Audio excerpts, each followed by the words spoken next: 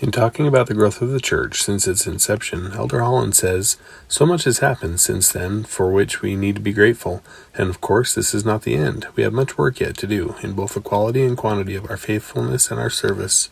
George A. Smith once said, by way of caution, "If we fail to live the principles of our religion and to acknowledge God in all our thoughts, we shall fall short of the blessings which its practical exercise would ensure.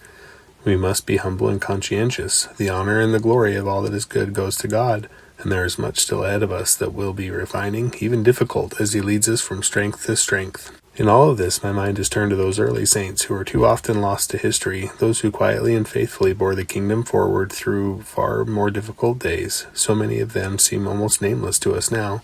Whether longtime member or newest of converts, we are all the beneficiaries of such faithful forebears. My mind goes back to a little handful of women, older men, and those children that could labor, who were left to keep construction going on the Kirtland Temple, while virtually every man, well enough to do so, had undertaken a relief march of 1,000 miles to aid the saints in Missouri. It was not any easier when the saints moved west and began to settle in these valleys. He then recounts how, as a youth, he attended his weekly church services at the St. George Tabernacle, where he would often look at the trim work and other details.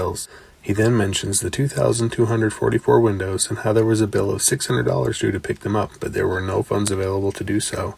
He then tells of Peter Nielsen, a Danish immigrant who had been saving for years to add on to his modest 2-room adobe home.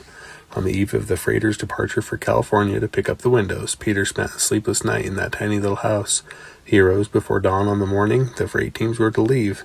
Peter brought out $600 in gold coins and walked quickly the 7 miles to deliver the money.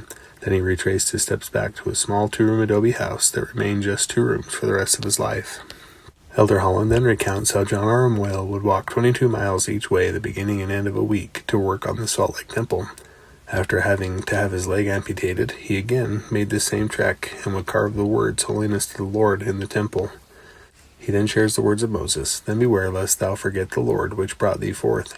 He did not choose you because you were more in number than any other people, for ye were the fewest of all people, but because he loved you, and because he would keep the oath which he had sworn unto your fathers.